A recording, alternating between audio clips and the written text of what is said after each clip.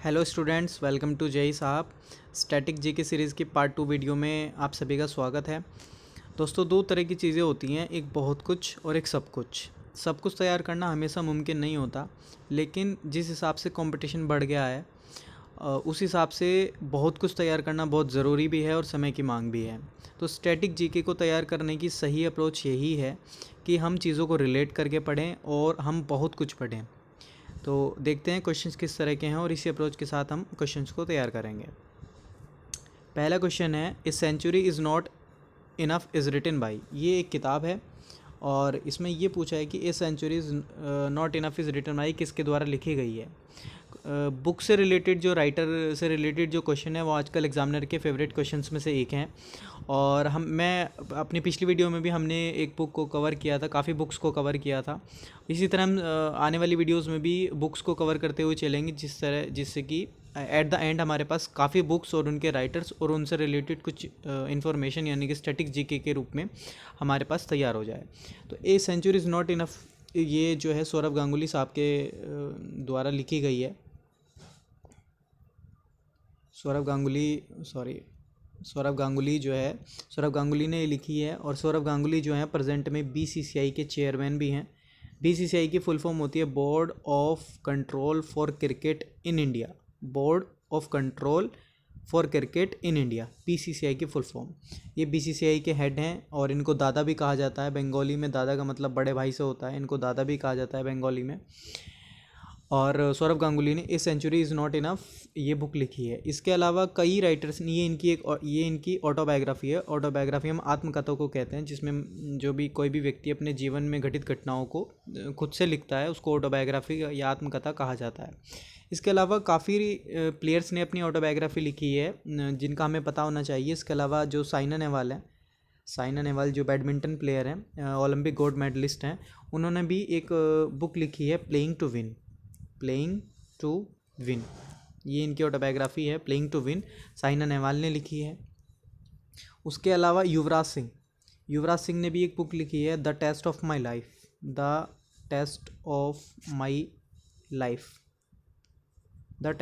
Life,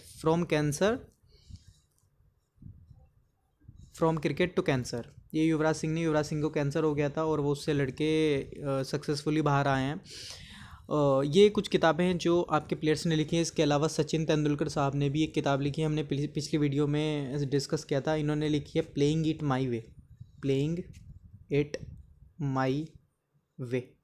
माई वे।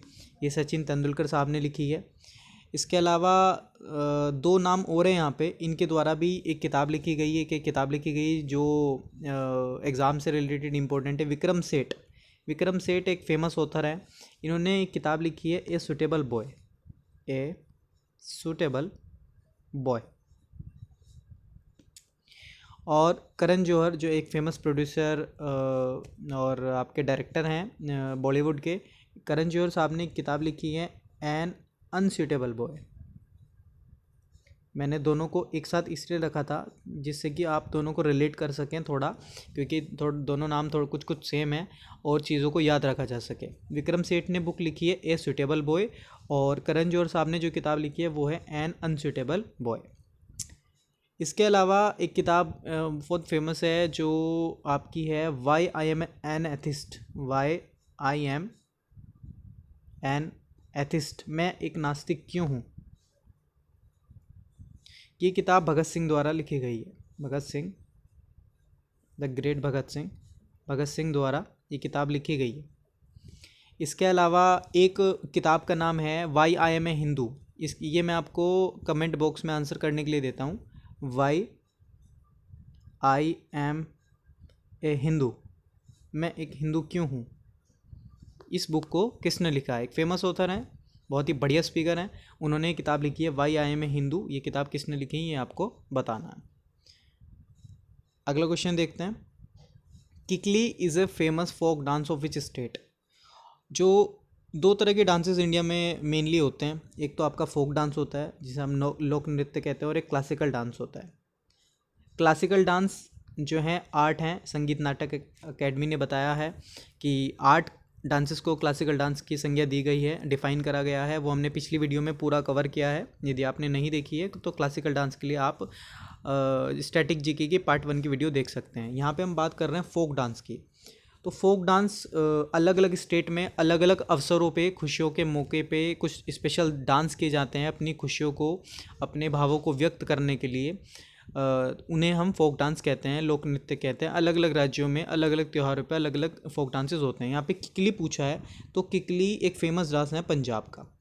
पंजाब का famous dance है, ये एग्ज़ाम में आया हुआ भी है कि किकली कहाँ का फेमस डांस है। इसमें जो होता है, दो लड़कियाँ, आपने जैसे आप बचपन में भी देखा होगा, आपने जो है दो लड़कियाँ हाथों में हाथ डाल के और गोल गोल घूमती हैं और वो डांस करती हैं, उस डांस को हम किकली डांस बोलते हैं। ये एक पंजाब का फेमस फोक डांस है। इसके अलावा पंजाब में दो फेमस डांस और होते हैं, एक गिद्धा। गिद्धा ये मेनली लेडीज़ के द्वारा किया जाता है। लेडीज़ के द्वारा किया जाने वाला मेन फोक डांस जो है पंजाब में, वो गिद्धा है। इसके अलावा एक फेमस फोक डांस है आपका भांगड़ा।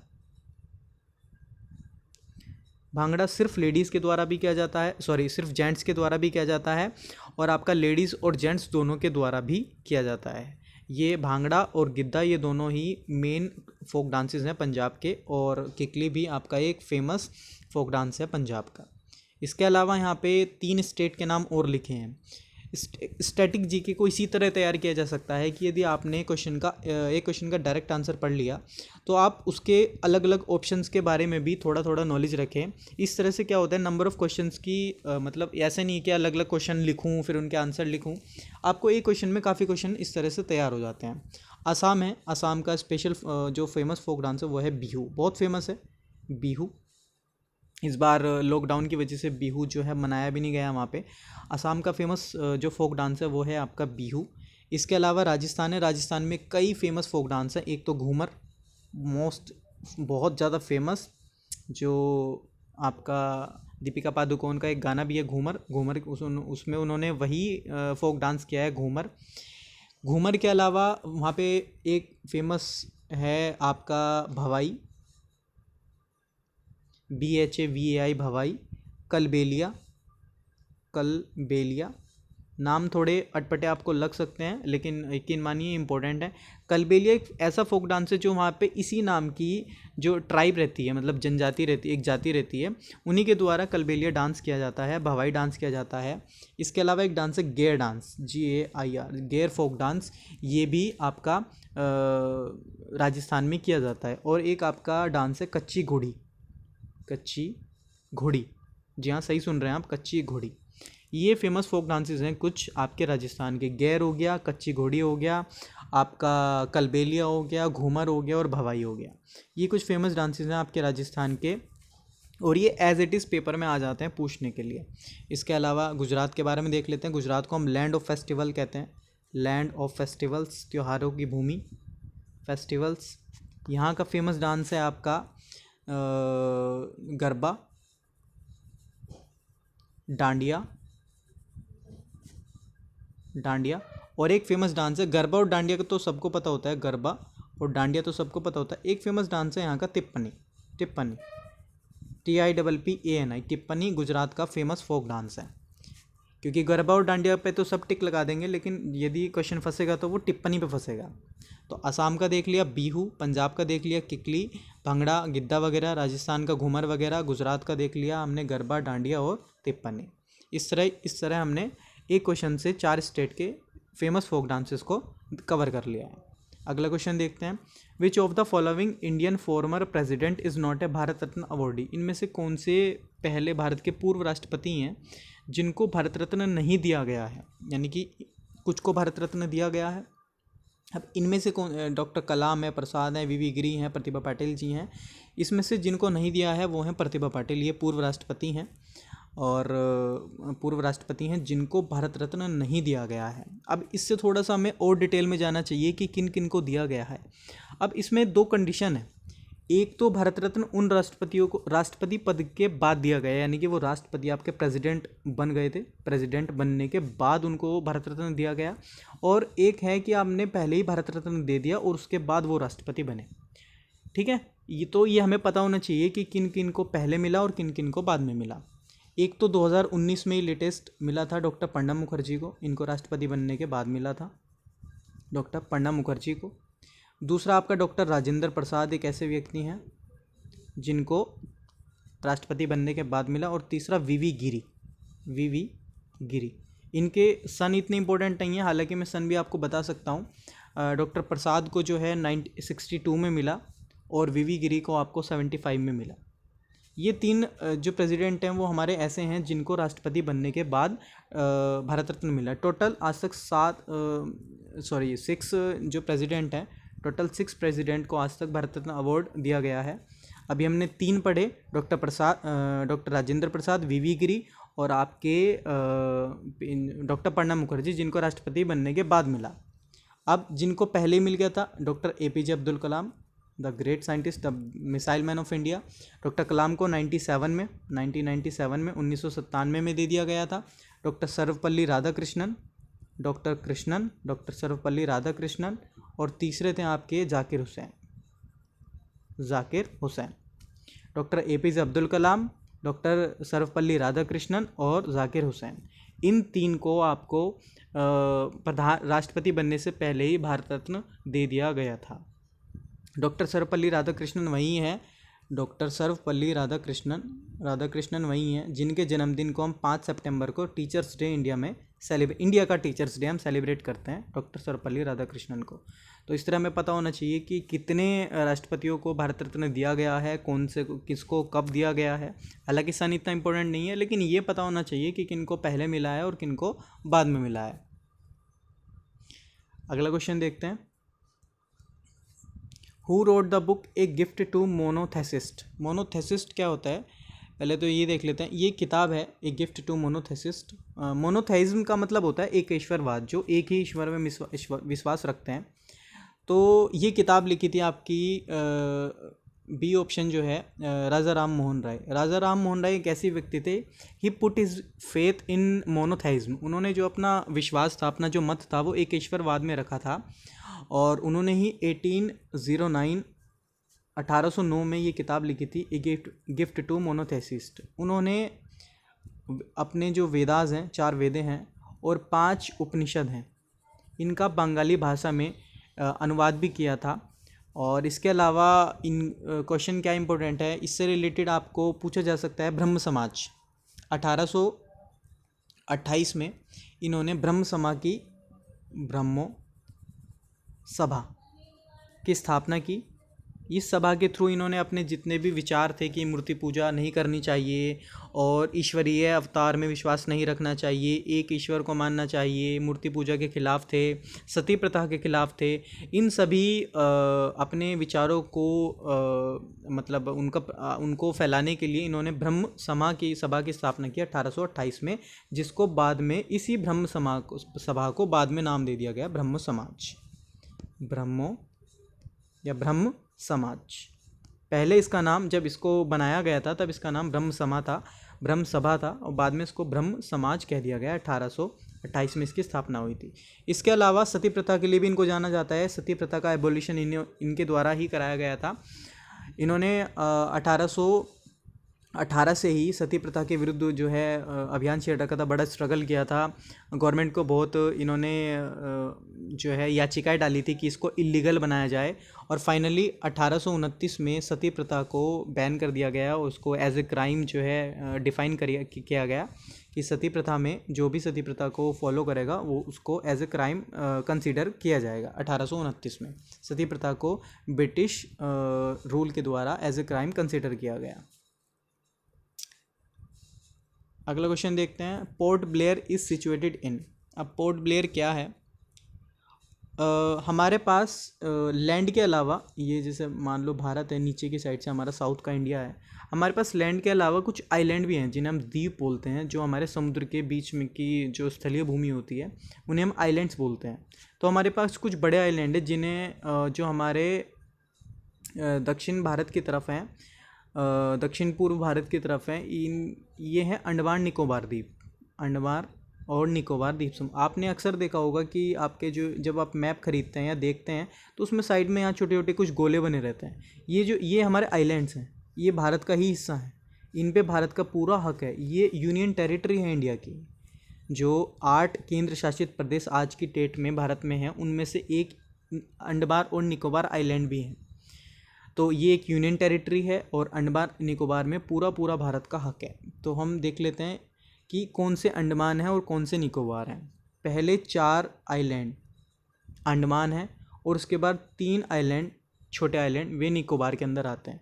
इन चारों आइलैंड को हम संयुक्त रूप से कहते हैं अंडमान आइलैंड्स और इन तीनों को हम संयुक्त रूप से कहते हैं निकोबार आइलैंड। अंडमान और निकोबार को जो अलग करता है वो करता है 10 डिग्री चैनल। अब 10 डिग्री चैनल क्या है? ये 10 डिग्री चैनल एक लैटिट्यूड है। अब लैटिट्यूड क्या होता है? मान लो ये हमारा ग्लोब है, तो ग्लोब पे जो भी ये पड़ी हुई रेखाएं होती हैं, जो काल्पनिक रेखाएं हैं, इनको हम लैटिट्यूड्स बोलते हैं। और 0 डिग्री लैटिट्यूड को हम इक्वेटर बोलते हैं। ये हमने पिछली वीडियो में पूरा फाइनलाइज कर लिया है। तो अंडमान और निकोबार इन दोनों को अलग करता है 10 डिग्री चैनल। चैनल क्या होता है? दो स्थल राशियों को या दो लैंड्स को जब एक पतली जल राशि अलग करती है तो उसे हम चैनल कहते हैं।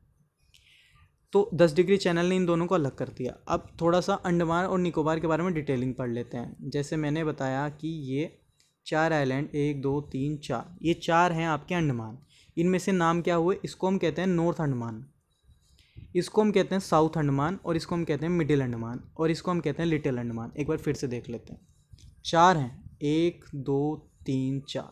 ये नॉर्थ हो गया, ये साउथ हो गया, ऐसा होता ही है। और बीच में होगा आपके मिडिल अंडमान, और एक छोटा सा है, इसको हमने नाम दिया है लिटिल अंडमान।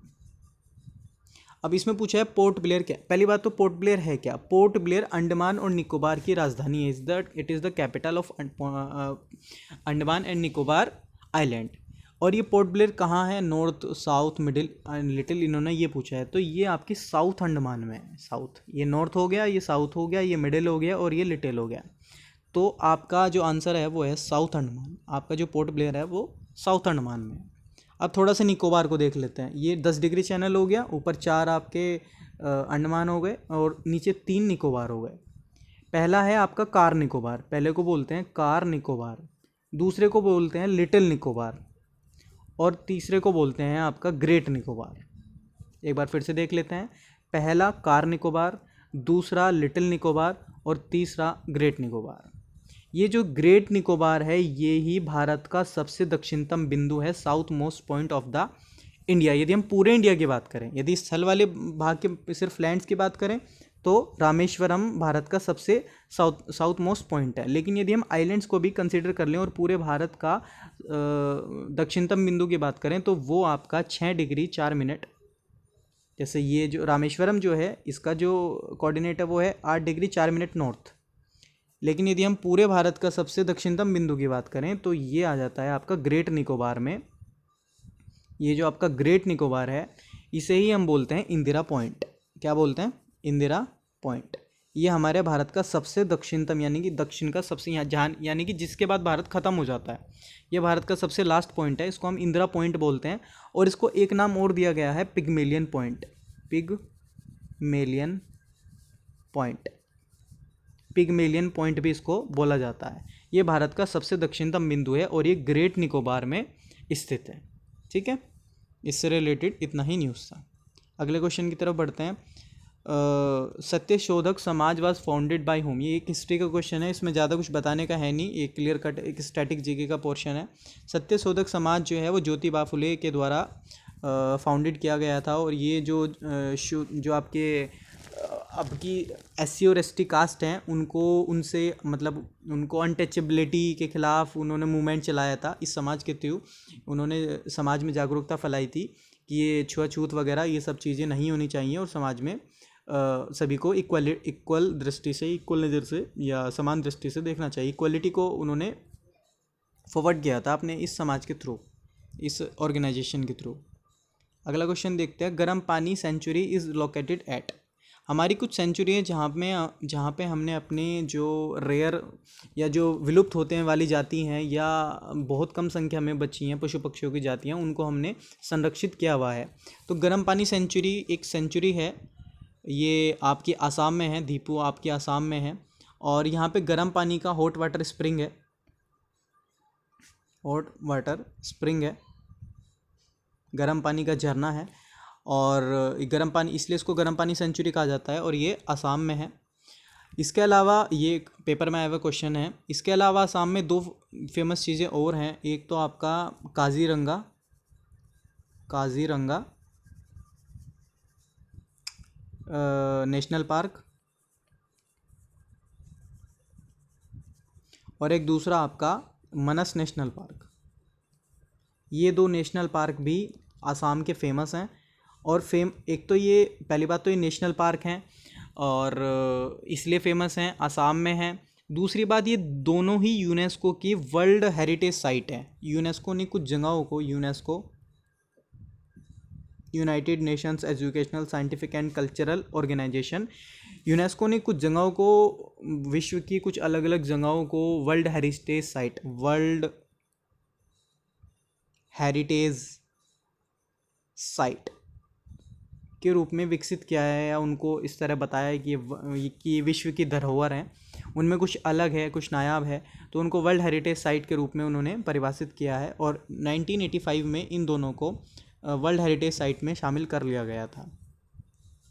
तो इस तरह काफ़ी वाइल्ड लाइफ सेंचुरी और आपके नेशनल पार्क से रिलेटेड क्वेश्चन पेपर में आते रहते हैं, तो उन सब का हमें पता होना चाहिए।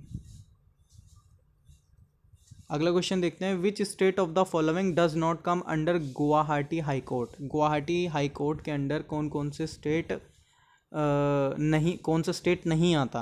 अब पहली बात तो हमें ये पता होना चाहिए कि कौन से आते हैं और कौन से नहीं आते, दोनों ही पता होना चाहिए।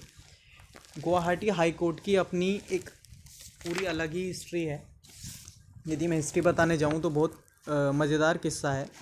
पहले तो ये देख लेते हैं कि कौन सी हाई कोर्ट इसके अंडर नहीं आती। तो इसमें चार, जो 7 सिस्टर्स हम बोलते हैं, 7 राज्य हैं, उन 7 राज्यों में से 3 के पास जो है अपनी अलग हाई कोर्ट है। उनमें से एक है मेघालय, एक है आपका मणिपुर, और एक है आपका त्रिपुरा। इन 3 राज्यों के पास अपनी अलग की हाई कोर्ट है, मेघालय, मणिपुर, त्रिपुरा। और जो बचे हुए 4 राज्य हैं, उन चारों की एक कॉमन हाई कोर्ट है, जिसे हम गुवाहाटी हाई कोर्ट कहते हैं। इसकी प्रिंसिपल सीट जो है वो गुवाहाटी में है। और तो इस तरह है कि which state of the following does not come under Guwahati high court? कौन सा स्टेट हाई कोर्ट के अंडर नहीं आता गुवाहाटी हाई कोर्ट? तो मणिपुर नहीं आता, नागालैंड, अरुणाचल प्रदेश, असम। और अगला कौन सा बचा? असम, अरुणाचल प्रदेश, और आपका एक हो गया आपका मिज़ोरम।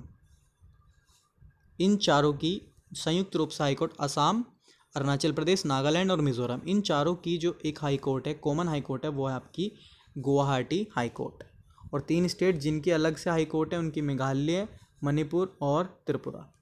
2013 में इनको सेपरेट हाई कोर्ट दी गई थी, वरना 2013 तक 7 स्टेट की एक ही हाई कोर्ट थी, जिसको हम गुवाहाटी हाई कोर्ट के नाम से जानते हैं।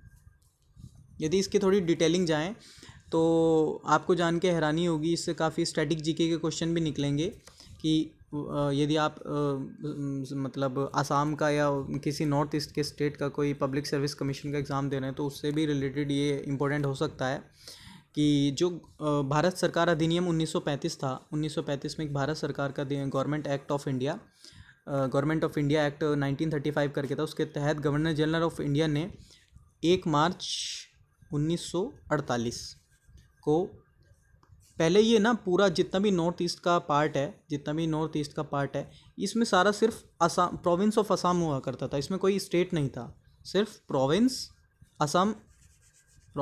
ऑफ असम, सिर्फ असम प्रांत हुआ करता था। तो इसलिए 1 मार्च 1948 को जो वहाँ पे हाई कोर्ट सेटअप किया गया, उसको नाम दिया गया हाई कोर्ट ऑफ असम, या असम हाई कोर्ट ऑफ, क्योंकि सिर्फ असम ही था, हाई कोर्ट ऑफ असम, इसको नाम दिया गया हाई कोर्ट ऑफ असम। अब पहला 1 मार्च के बाद 5 अप्रैल 1948, डेट इम्पोर्टेंट है, 1948, इसको वहाँ के पहले चीफ जस्टिस ने अपनी जो है शपथ लेते हैं, 5 अप्रैल 1948। इसकी जो इनिशियल सिटिंग थी वो शिलोंग में थी, लेकिन 14 अगस्त 1948 डेट है 14 अगस्त 1948 को इसकी शिटिंग जो है वो गुवाहाटी में आ गई, गुवाहाटी में आ गई।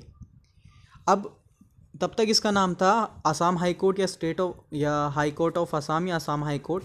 1963 में आपका स्टेट बनता है नागालैंड, नागालैंड। तब इसको नाम दिया गया high court of Assam and Nagaland. जब 1963 में नागालैंड बना तो नाम हो गया high court of Assam and Nagaland. 1963 के बाद 1971 में नॉर्थ ईस्ट को दोबारा से रीऑर्गेनाइज करने के लिए एक एक्ट लाया गया, North East Area Act 1971। North East Area Act 1971 reorganisation. इसमें पूरे नॉर्थ ईस्ट को रीऑर्गेनाइज किया गया, स्टेट्स में डिवाइड किया गया। और इस तरह से जब रीऑर्गेनाइज इस एक्ट के तहत पूरे नॉर्थ ईस्ट, असम और नागालैंड 2 स्टेट तो बन चुके थे, तो उसे 5 स्टेट और 2 यूनियन टेरिटरीज में डिवाइड किया गया। 2 यूनियन टेरिटरीज और सॉरी टी है ये, आपको जान के हैरानी होगी 5 तो स्टेट आपके और 2 यूनियन टेरिटरी। आपको जान के हैरानी होगी इन 2 यूनियन टेरिटरी में एक तो आपका अरुणाचल प्रदेश था और एक आपका जो था वो था आपका त्रिपुरा। ये जो 2 थे ये पहले यूनियन टेरिटरी थे और इन दोनों यूनियन टेरिटरी, ये 5 स्टेट थे और 2 यूनियन टेरिटरी थे। उसके बाद 1986 में इन दोनों को स्टेट बनाया गया, अरुणाचल प्रदेश को, और सॉरी यहाँ पे त्रिपुरा नहीं है, यहाँ पे मिज़ोरम है। सॉरी, यहाँ पे जो 2 यूनियन टेरिटरी थे वो अरुणाचल प्रदेश और आपका मिज़ोरम। 1971 में 5 स्टेट बना दिए और 2 यूनियन टेरिटरी बना दी।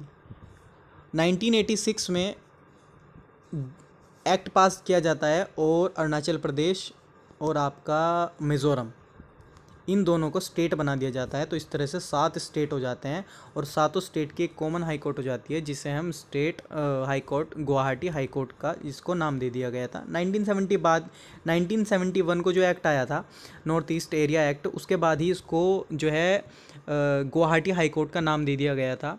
और 1986 के बाद तो 7 ही राज्य बन गए थे, तो 7 राज्य की एक कॉमन हाई कोर्ट हो गई थी जिसको हम गुवाहाटी हाई कोर्ट के नाम से जानते थे। अब 2013 तक, मैंने बताया अभी 2013 तक 7 राज्य की एक ही कोर्ट थी। 2013 में मेघालय, मणिपुर और त्रिपुरा, इन 3 राज्यों को अपनी अलग हाई कोर्ट दे दी गई और जो बचे हुए 4 राज्य थे उनकी आज भी 2020 में भी एक कॉमन हाई कोर्ट है जिसे हम गुवाहाटी हाई कोर्ट कहते हैं। इसकी प्रिंसिपल सीट गुवाहाटी में है और स्टेट के टर्म्स में इसका सबसे बड़ा न्यायिक क्षेत्र है, ज्यूरिडिक्शन एरिया जो है वो सबसे बड़ा है। स्टेट मतलब ये एक ऐसा हाई कोर्ट है जो स्टेट के मामले में सबसे ज़्यादा नंबर ऑफ स्टेट्स को कवर करता है। 4 स्टेट्स को ये कवर करता है, असम को, अरुणाचल प्रदेश को, नागालैंड को और आपका ये मिज़ोरम को। 4 स्टेट्स को आपका ये कवर करता है। ये सब था गुवाहाटी हाई कोर्ट के बारे में। अब कहीं कहीं आपने देखा होगा क्वेश्चन आपको ये भी आता हो, कहीं कहीं तो जैसे यहाँ लिखा है गुवाहाटी और कहीं कहीं लिखा रहता है आपका, इसका जो रियल नेम यदि आप सर्च करेंगे नेट पे तो लिखा होगा गुवाहाटी। तो गुवाहाटी और गुवाहाटी में सिर्फ इतना फ़र्क है कि जो ब्रिटिश लोग थे वो गुवाहाटी को प्रोनाउंस नहीं कर पाते थे, वो उसको गुवाहाटी बोलते थे। उनके मुंह से जो सही शब्द निकलता था वो गुवाहाटी निकलता था, तो इसलिए इसको दोनों ही चीज़ें सही हैं। हालांकि हाई कोर्ट का नाम गुवाहाटी हाई कोर्ट रख रखा है, गुवाहाटी, यदि ये सही नहीं है। गुवाहाटी का नाम गुवाहाटी हाई कोर्ट रख रखा है और शहर का नाम गुवाहाटी है, GUWA। तो ये सब कुछ था इस हाई कोर्ट से रिलेटेड क्वेश्चन। अगला क्वेश्चन देखते हैं। No Tobacco Day is celebrated on. तंबाकू प्रतिरोध दिवस कब मनाया जाता है? तो तंबाकू प्रतिरोध दिवस हमें पता होना चाहिए, ये मई में मनाया जाता है और ये आपका 31 मई को मनाया जाता है, नो टोबैको डे। इसके अलावा कुछ ऑप्शंस दे रखे हैं, उनको भी देख लेते हैं। 1 मई को होता है world labour day. World labour day, Bharat में इसको वर्ल्ड लेबर डे के रूप में बनाते हैं, लेकिन हम भारत में इसको अंतर्राष्ट्रीय श्रमिक दिवस कहते हैं या कामगार दिन भी कहा जाता है इसको, कामगार दिन।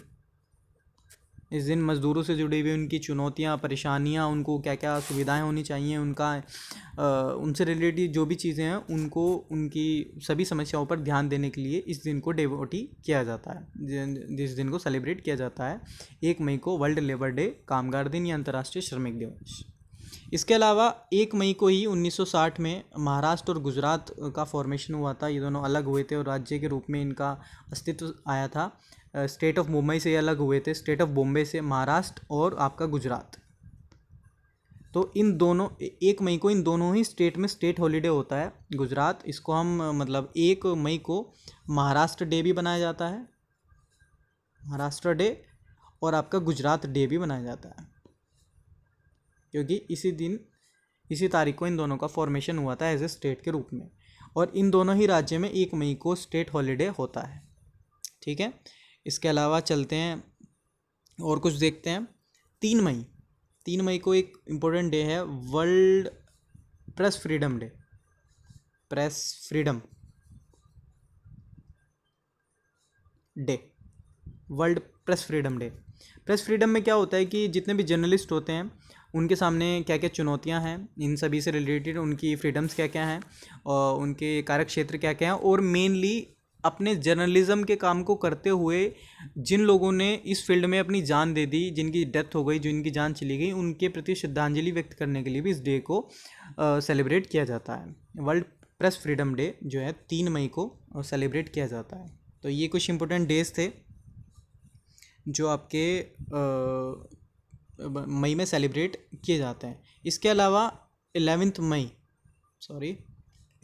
मई ये भी इम्पोर्टेंट है इंडिया के हिसाब से, क्योंकि इस दिन इंडिया का नेशनल टेक्नोलॉजी डे हम सेलिब्रेट करते हैं। क्यों करते हैं? क्योंकि इसी दिन हमने पोखरन में अपना न्यूक्लियर नेशनल टेक्नोलॉजी डे, इसी दिन अपने अपना पोखरन राजस्थान में अपना न्यूक्लियर टेस्ट किया था और भारत एक न्यूक्लियर पावर बना था। इस जो ये टेस्ट किया था हमने, ये 1998 में किया था। अटल बिहारी वाजपेयी प्रधानमंत्री थे। इसके ऊपर एक मूवी भी बनी है परमाणु करके, जिसमें जॉन अब्राहम जो है उन्होंने एक्टिंग की है। और इस ऑपरेशन को नाम दिया गया था ऑपरेशन शक्ति। ऑपरेशन शक्ति, ऑपरेशन शक्ति इसको नाम दिया गया था। 1998 में ऑपरेशन किया गया था और इस दिन भारत जो है एक परमाणु शक्ति बन गया था। तो इससे रिलेटेड ये सब जानकारी थी। अगला क्वेश्चन देखते हैं। Ramanatha Swamy temple is located in which state? Ramanatha Swamy मंदिर जो है वो कहाँ है, कौन से राज्य में है? तो रामनाथ स्वामी टेम्पल जो है वो रामेश्वरम में है। रामेश्वरम क्या है? रामेश्वरम भारत का लैंड वाइज सबसे साउथ मोस्ट पॉइंट है और ये तमिलनाडु में है। रामेश्वरम तमिलनाडु में है। रामनाथ स्वामी मंदिर जो है रामेश्वरम में है और तमिलनाडु में है। और ये इम्पोर्टेंट इसलिए है क्योंकि ये शिव जी के 12 ज्योतिर्लिंगों में से एक है। ज्योतिर्लिंग को लेके अक्सर क्वेश्चन पूछ लिए जाते हैं। ये 12 ज्योतिर्लिंगों में से एक है और देख लेते हैं कुछ ज्योतिर्लिंगों के नाम देख लेते हैं। एक ज्योतिर्लिंग फेमस है सोमनाथ। ज्योतिर्लिंग और कुछ नहीं है, ये शिव जी के मंदिर होते हैं। जो ज्योतिर्लिंग की मैं बात कर रहा हूँ, ज्योतिर्लिंग ये शिव जी के मंदिर होते हैं और 12 ज्योतिर्लिंग हैं पूरे इंडिया में जो कंसिडर किए गए हैं। एक है आपका सोमनाथ टेम्पल, गुजरात में है। सोमनाथ जी का मंदिर, ये आपका गुजरात में है, आपका ज्योतिर्लिंग में आता है। एक है आपका त्र्यंबकेश्वर बहुत फेमस है। त्र्यंबकेश्वर ये नासिक में है, महाराष्ट्र में। त्र्यंबकेश्वर। एक केदारनाथ भी, जी हाँ, केदारनाथ एक आपका ज्योतिर्लिंगों में से एक है। ये आपका उत्तराखंड में है, उत्तराखंड में। बद्रीनाथ नहीं है, सिर्फ केदारनाथ जो है वो आपका ज्योतिर्लिंग में से एक है। इसके अलावा एक बहुत फेमस है बैद्यनाथ शिव जी का मंदिर। ये आपका झारखंड में है। ये आपका देवधर झारखंड में है। एक आपका महाकाल के नाम से, जिनको हम महाकाल बोलते हैं, या महाकाल के अलावा इनको महाकालेश्वर भी बोला जाता है। महाकालेश्वर ये आपका एमपी में है, मध्य प्रदेश में है, बहुत फेमस है। इसके अलावा अपने यूपी में देख लेते हैं, एक बहुत फेमस है काशी विश्वनाथ। इनको कौन नहीं जानता, काशी विश्वनाथ के नाम से। ये ज्योतिर्लिंग जो है काशी में है, यूपी में है। तो इस तरह कुछ फेमस ये इंपॉर्टेंट एग्ज़ाम के पॉइंट ऑफ व्यू से, हालांकि हमें 12 के 12 याद होने चाहिए, अपनी संस्कृति भी है, लेकिन ये कुछ फेमस जो मोस्ट इम्पोर्टेंट थे ज्योतिर्लिंग जो एग्ज़ाम में पूछे जाते हैं। अगला क्वेश्चन है what is the name of the parliament of Japan. ये इंपॉर्टेंट क्वेश्चन है और एग्ज़ाम में आया हुआ भी है कि जापान की जो है पार्लियामेंट के क्या नाम है। हमारी पहले तो हमें अपनी पार्लियामेंट का नाम पता होना चाहिए। हम भारत में पार्लियामेंट को बोलते हैं संसद, जहाँ पे बैठ के हमारे देश की नीतियाँ बनाई जाती हैं, हमारे देश के लिए कानून बनाए जाते हैं, उसे हम बोलते हैं संसद। तो ऐसे ही ये पूछा है जापान के लिए, तो जापान की जो पार्लियामेंट है उसका नाम है डाइट, DIET, डाइट। जी हाँ, डाइट। कोई ट्रिक याद नहीं करनी है, डायरेक्ट याद करना है कि डाइट जो है वो जापान की जो है आपकी पार्लियामेंट का नाम है। इसके अलावा ऑप्शंस दे रखे हैं कुछ, उन्हें भी देख लेते हैं। मजलिस ए शोरा, बहुत इंपॉर्टेंट, मजलिस ए शोरा ये पाकिस्तान की पार्लियामेंट का नाम है। जी हाँ, मजलिस ए शोरा जो है वो पाकिस्तान की पार्लियामेंट का नाम है। यदि हम ड्यूमा की बात करें तो ड्यूमा रशिया की पार्लियामेंट का नाम है।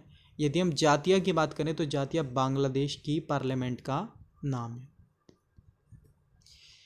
डाइट जो पूछा था जापान, मजलिस शोरा पाकिस्तान, ड्यूमा रसिया, जतिया बांग्लादेश। इसके अलावा और कुछ भी हैं, चाइना का हमें पता होना चाहिए। चाइना की पार्लियामेंट का नाम है NCP, नेशनल्स NCP नहीं, NPC, National People's Congress, National People's Congress. क्योंकि चाइना एक इम्पोर्टेंट कंट्री है हमारे लिए, इसलिए हमें पता होना चाहिए। इसके अलावा इज़राइल हमारा बहुत बढ़िया मित्र, बहुत अच्छा मित्र, और युद्ध नीति से हमारा बहुत अच्छा मित्र है इज़राइल। हमें इसकी पार्लियामेंट का नाम भी पता होना चाहिए। इसकी पार्लियामेंट का नाम है नीसेट, KNESSET, नीसेट, KNESSET। ये आपका नीसेट जो है आपका इज़राइल की पार्लियामेंट का नाम है। इसके अलावा भूटान का देख लेते हैं, भूटान का भी एग्ज़ाम में आया हुआ है। इसका नाम है TSOGDU, TSHOGDU, TSOGDU। टी इसमें साइलेंट है, सोगडू भी बोलते हैं इसको, या TSOGDU भी बोला जा सकता है। तो ये भूटान की पार्लियामेंट का नाम है। तो ये कुछ फेमस जो हमारे पड़ोसी राज्य हैं, पड़ोसी देश हैं सॉरी, उनकी पार्लियामेंट्स के नाम हैं, पूछा जा सकता है। पाकिस्तान, मजलिस शोरा मैंने बताया पाकिस्तान। इसके अलावा एक क्वेश्चन इंपॉर्टेंट है कि पाकिस्तान, जैसे हमारे यहाँ भारत रत्न दिया जाता है, तो पाकिस्तान में क्या दिया जाता है? तो पाकिस्तान में दिया जाता है वहाँ का सर्वोच्च जो सिविलियन अवार्ड्स है, जो नागरिक सम्मान है, उसे हम बोलते हैं निशान ए पाकिस्तान, निशान ए पाकिस्तान। ये है वहाँ का हाईएस्ट सिविलियन अवार्ड, जैसे हमारे यहाँ भारत रत्न है। अच्छा, भारत रत्न से रिलेटेड एक क्वेश्चन ये भी है कि भारत के संविधान में कोई भी ये क्लोज नहीं लिखी हुई है कि भारत रत्न जो है वो सिर्फ भारतीयों को ही दिया जाएगा। तो इससे रिलेटेड 2 नॉन इंडियंस को भी भारत रत्न दिया गया है, एक 1987 में और एक 1990 में। इन 2 जो है सन में दिया गया है 2 नॉन इंडियंस को। एक तो दिया है आपका खान अब्दुल सॉरी हिंदी में लिखा नहीं जाता, खान अब्दुल गफ्फार खान, ये पाकिस्तान के हैं, खान अब्दुल गफ्फार खान। इनको 1987 में जो है आपको भारत रत्न दिया गया। और दूसरे हैं नेल्सन मंडेला, इनको भी भारत रत्न दिया गया 1990 में। ये साउथ अफ्रीका के राष्ट्रपति थे उस समय, नेल्सन मंडेला, इन दोनों को भी दिया गया है। ये भी क्वेश्चन पेपर में आ जाता है।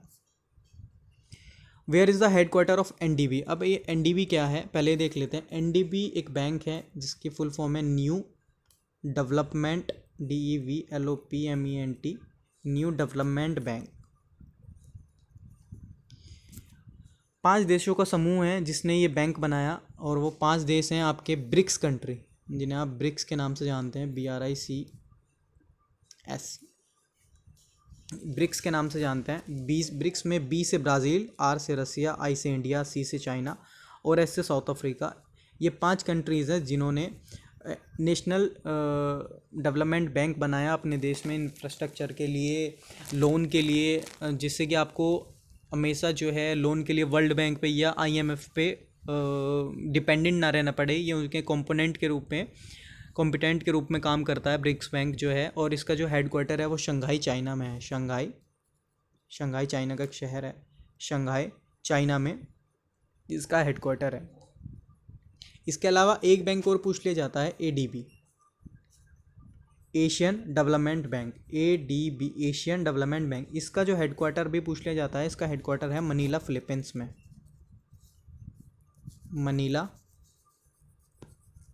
फिलीपींस।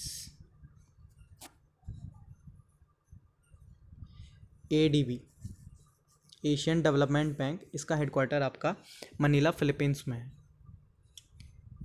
आगे देखते हैं, how many prime ministers of India got Bharat Ratna award. ये भी बहुत इंपॉर्टेंट क्वेश्चन है कि भारत के कितने प्रधानमंत्रियों को भारत रत्न अवार्ड मिल चुका है। तो 7 प्रधानमंत्रियों को भारत रत्न मिल चुका है। और वे कौन कौन से हैं? पहले आपके हो गए ऐसे क्रम वाइज, वैसे नाम तो इम्पोर्टेंट नहीं है पर फिर भी देख लेते हैं। पहले तो जवाहरलाल नेहरू जी को मिल चुका है, नेहरू साहब को मिल चुका है, नेहरू जी को। इंदिरा गांधी जी को मिल चुका है, और आपका राजीव गांधी जी को मिल चुका है, और आपका लाल बहादुर शास्त्री जी को मिल चुका है। उसके बाद आपका गुलजारी लाल नंदा जी को मिल चुका है। उसके बाद आपका मोरारजी देसाई को मिल चुका है, और आपका अटल बिहारी वाजपेयी को मिल चुका है। 1 2 3 4 5 6 7 हो गए। नेहरू जी, इंदिरा जी, राजीव गांधी जी, और गुलजारी लाल नंदा जी, लाल बहादुर शास्त्री जी, मोरारजी देसाई, और आपके अटल बिहारी वाजपेयी। ये 7 प्राइम मिनिस्टर हैं इंडिया के जो भारत रत्न अवॉर्डी हैं। भारत रत्न से इनको सम्मानित किया जा चुका है। तो ये कुछ क्वेश्चंस थे, उम्मीद आपको अच्छे लगे होंगे। स्टैटिक जीके को इस तरह रिलेट करके पढ़िए, एक क्वेश्चन से काफ़ी क्वेश्चंस निकालने की कोशिश करिए। और वीडियो आपको कैसी लगी प्लीज़ बताइए। Thank you so much.